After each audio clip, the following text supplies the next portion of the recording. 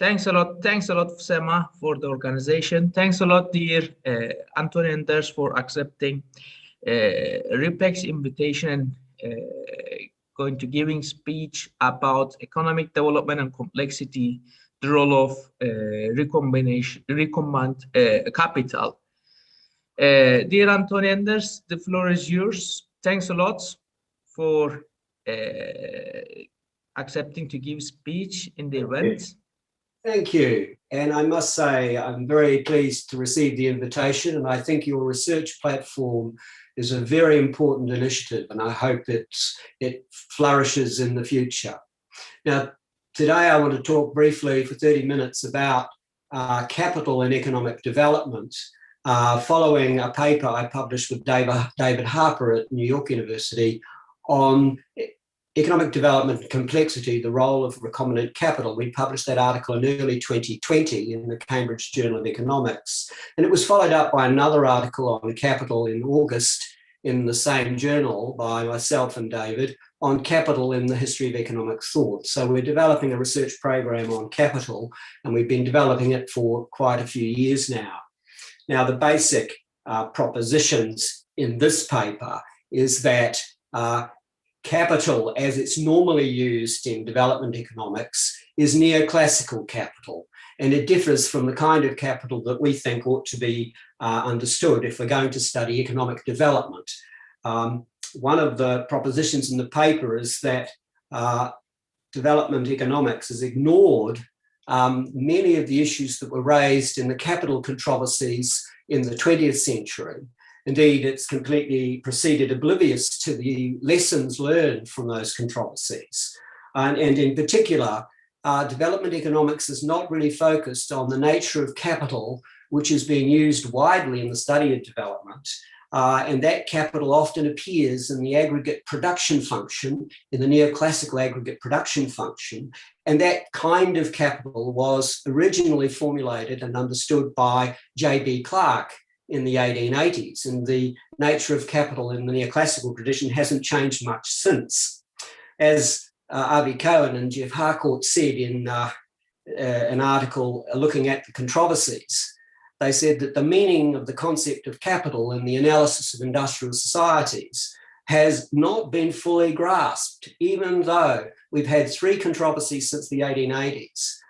Only Veblen, in our view, in his articles on the nature of capital in 1908, there were 2 articles by Veblen, and Fisher's book on the nature of capital and income really address the deeper issues of the nature of capital, as opposed, as we'll see, to questions related to what capital actually is in a particular situation in terms of its constituents.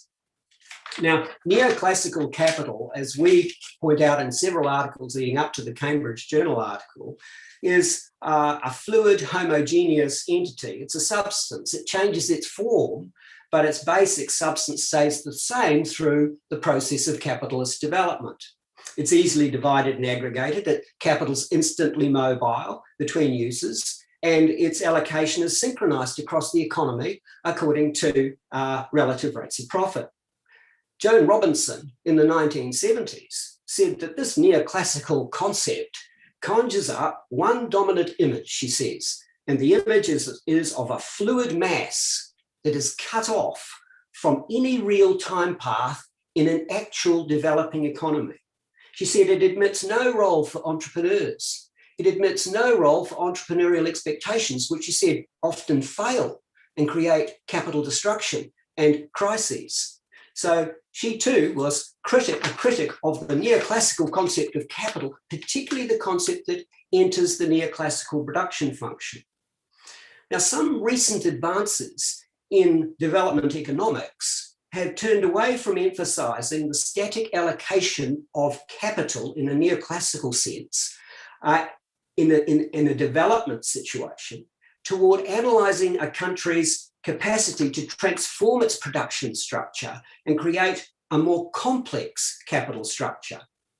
We formulate in this paper capital theoretic foundations which complement much of this modern work on complexity and economic development, which tries to underscore the complexity of structural change in any real development situation. And we use three dissenting doctrines that appeared in the 20th century, doctrines that dissented from the use of neoclassical capital in the study of development. And in the paper, we also have a very long case study which illustrates the fertility of our capital concept, which we call recombinant capital. Now, I want to take you back to a story that was told by Lewis Carroll, Through the Looking Glass, where the character Humpty Dumpty appears. You may know Humpty Dumpty, who falls off the wall. Now, Humpty Dumpty said to Alice in a discussion, he said, "When I use a word, it means just what I choose it to mean, neither more nor less." Well, his advice doesn't apply here because it's not applicable to the word capital, because the word capital has acquired many different associations in the history of economics. And we show this in our paper in the Cambridge Journal in August of last year, when we study at length a full survey of the notion of capital in the history of economic thought. Now, in this paper, in relation to development, the key association for us with the word capital is that it is always and everywhere a combinatorial phenomenon. Now, we look at the three dissenting doctrines and draw out the combinatorial association from each one of them. We take Schumpeter first. He's well known. He says in the early part of the century that the nature of development does not lie in the static increase of capital. And note, the capital, it's in inverted commas. Development doesn't lie in the simple increasing of capital. Now, that challenges the classical tradition in economics, which tells us that growth and development are caused by accumulation of capital. The term capital is in inverted commas here because Schumpeter was addressing classical capital, which was produced means of production. He argued that produced means of production are not capital at all in development. In fact, produced means of production may not help a country develop at all. And he gives a famous example. He says, add successively as many mail coaches, horse-drawn mail coaches, I take it, as you please, you will never get a railway thereby. Now, there we have the difference. In the first case, you're adding produced means of production, more and more mail coaches. You're getting growth, you're getting more mail coaches in the transport industry in the early 20th century, but you're not getting a railway. The quality of capital is quite different. When you get a railway, you get development. Now, this is important. Increases in conventional capital, that is classical capital, produced means of production, lead to growth, but they don't lead to development. They lead to replication of the existing structure of the economy and the existing structure of capital, but that's not development.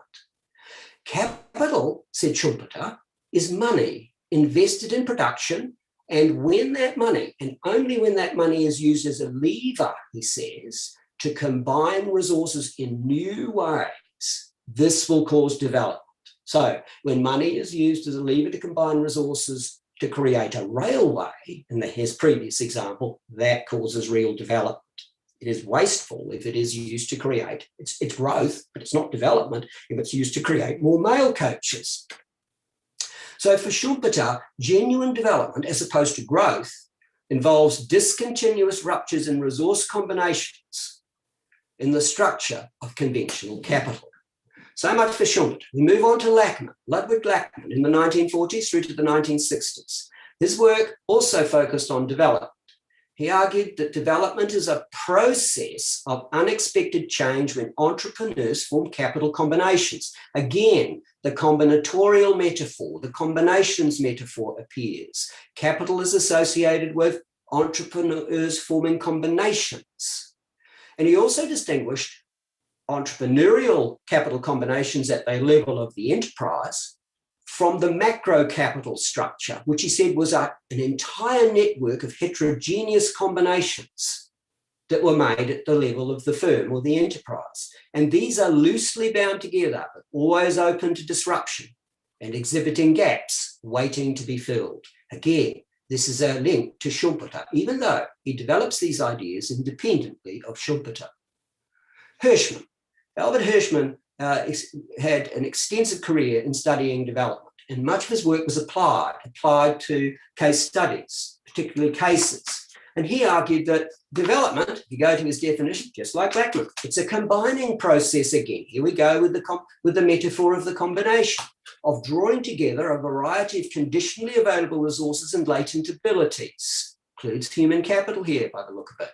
And it includes latent or misdirected entrepreneurship. So again, we have the notion that development is a combining process that combines resources, which is capital again, but he distinguishes between two types of capital for the first time in the literature in the 20th century, unproductive versus productive capital. He observes in many of his case studies that entrepreneurs can combine resources together, including latent abilities, and create unproductive capital that does not help development. For example, he shows in the Latin American cases that many entrepreneurs use tariffs and subsidies as capital goods to combine with other resources to create local industries that are producing goods for the domestic market at very high cost.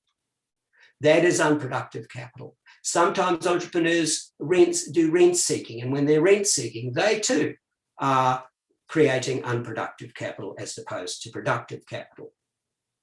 The essence then of capital for Schumpeter, Blackman, and Hirschmann is the combinatorial element. Innovative combinations of resources are the key to development. Now, in Schumpeter and Hirschmann, we find that market-based entrepreneurs and political entrepreneurs operate together to create capital at different times. They can be involved in resource recombinations that promote or retard development.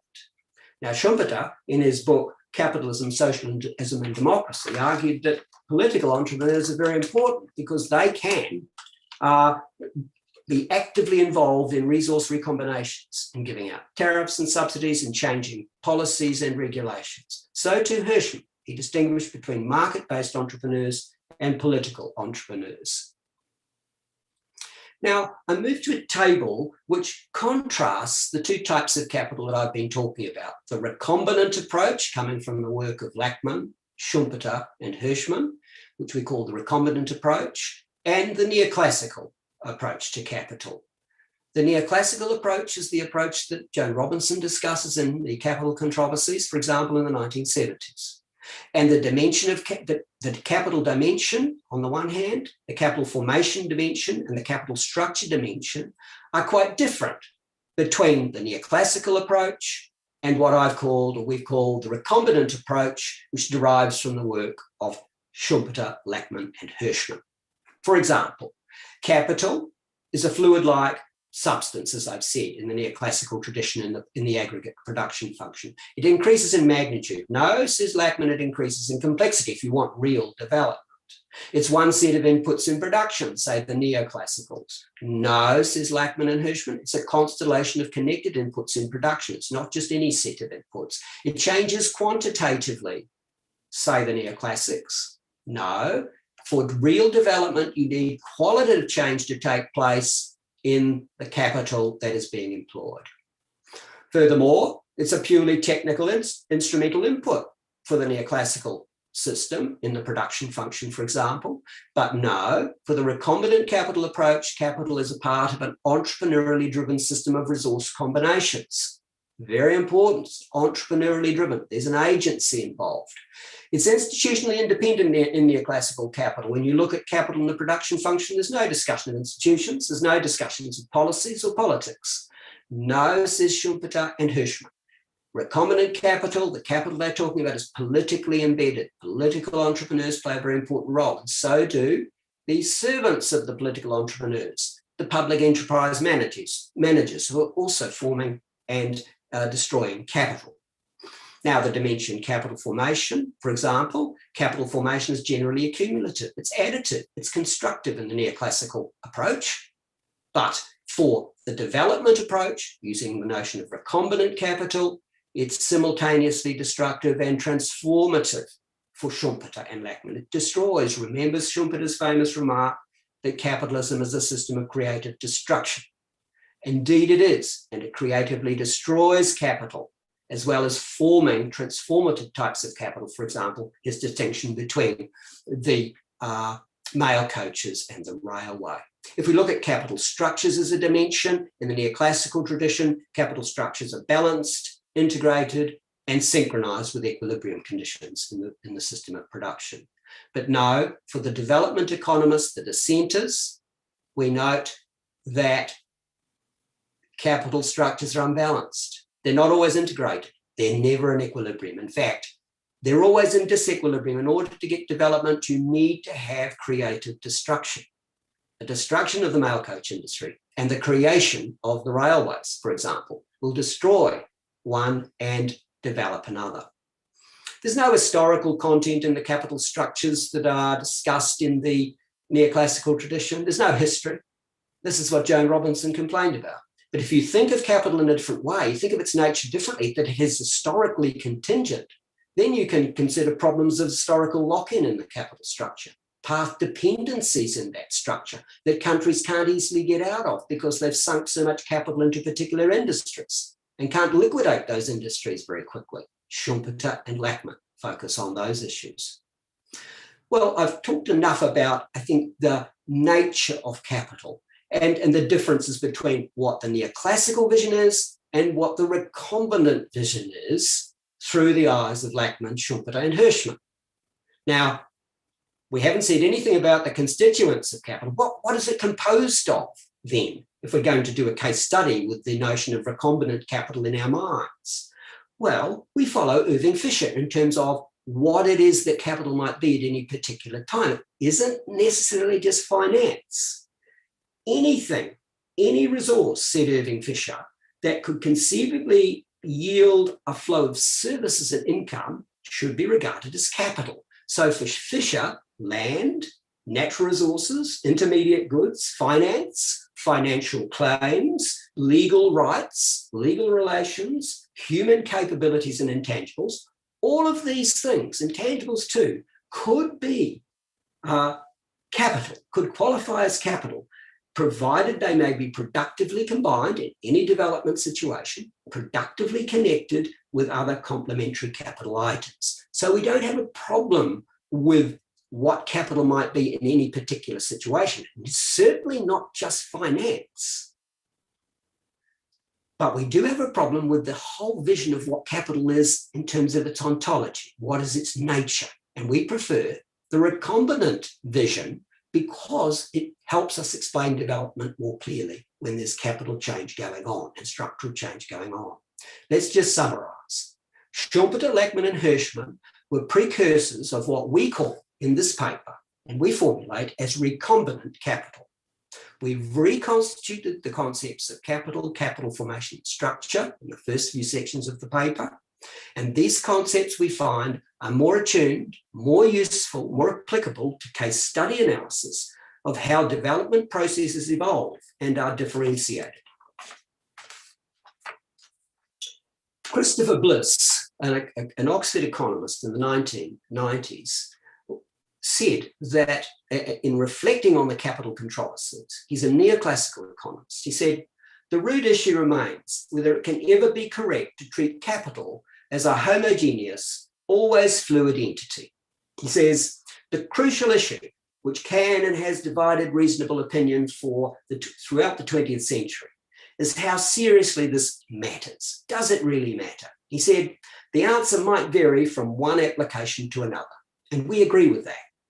For the present application to development and economic development, we have to assume that capital is very definitely not a fluid entity. We have to think of capital and give attention to the fact that capital can lead to disruptive episodes of destruction in economies and construction in economies. It can create path dependencies, and it can create political entanglements that are often pivotal. And that's why we need to do more empirical assessments and case study assessments of capital change in developing countries. Now, in the bulk of the paper, we offer a long case study. And that case study looks at a case where a particular country is dominated by agricultural industries. It is its capital structure is based on an agricultural system and with ancillary industries. And then all at once, a major industrial imposition is made. An aluminium industry, smelting industry is imposed on the structure, and this industry consumes nearly 15% of the nation's electricity. It's a very large industry. It creates significant disequilibrium in the economy. And what happens? There's a recombinant capital process that takes place. Entrepreneurs come out. They try to connect new latent resources to make inputs for the aluminium smelter. They induce new interactions and rupture existing connections in the economy and draw resources away from the traditional agricultural economy. They facilitate emergence of an expanding range of new connections in the economy between various levels of the capital structure. They create new output industries, feeding off the outputs of aluminium from the aluminium smelter to create new industries for export and so on. The case study for us illustrates a classic example of recombinant capital processes, where we have a major disruption imposed on an economy, like a railway imposed on an economy that's got just horse-drawn mail coaches. And what we find in the case study is that these recombinant capital processes that are unleashed by this major interpolation of a new capital industry is that we have inherently unpredictable outcomes in the economy. No one knows what's going to happen once this new industry is imposed and takes up such a big portion of the nation's energy supplies. We find that these recombinant capital processes are emergent and that they arise through new industrial developments around the new aluminium smelter. We find that there's an open-ended process that goes on. It's never-ending. Property rights get redefined. The state, political entrepreneurs offer subsidies to the electricity generators. They offer subsidies to the aluminium smelter so that it can grow. Public enterprise managers are also actively involved in this change process. Path dependencies, of course, occur. Historical lock-in occurs because this very large industry is imposed on the small economy, and this creates historical lock-in. And we also find that the recombinant capital process that's unleashed by this disequilibrium process generates rampant unintended consequences, magnified by government involvement in the electricity supply system. So what we argue in the paper, and what comes out of the case study, is that recombinant capital is always emergent, it's always reformed and never fully coordinated in the economy. In conclusion, then, I want to say that what we found from the dissenting authors Schumpeter, Blackman, and Hirschmann in their work in the 20th century is a completely different vision of capital and economic development. They laid the doctrinal foundations, independently, mind you, for the idea that capital combinations are an essential part of the evolving micro structure of any economy. Unlike the traditional neoclassical concept of capital embodied in the aggregate production function, our formulation incorporates entrepreneurship, the polycentric interactions among market and state-based entrepreneurs in capital formation. And our approach also incorporates the principles of complexity. When capital is conceived as a fluid, amorphous aggregate that is accumulated and allocated in a neoclassical approach, attention is diverted from the fact that capital possesses a unique structure in any particular economy, and that it is created and transformed over time by a multitude of economic and political agents. Everywhere we look in developing economies, we see existing capital structures being disrupted by entrepreneurial agency, including the activities of actively embedded governments. Thank you very much.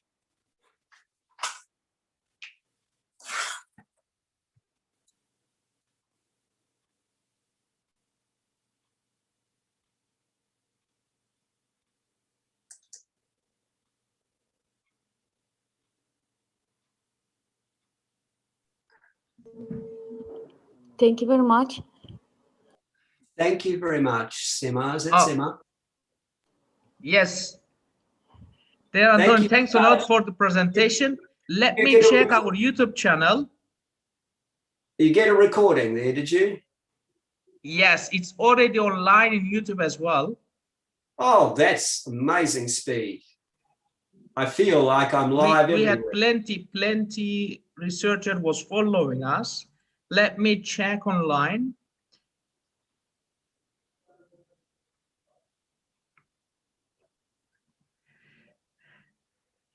Okay. Currently, we don't have question. If in future, you know, we are recording as well. If we receive any questions, we'll post for you, we will send for you. Thanks a lot for great speech, at the same time for great publication in worldwide known and highly reputable journal. That's all I have fine. already read. Well done. Thank you, and thank you very much. If people want the copies of the publication, Sema can write to me. I can send them on.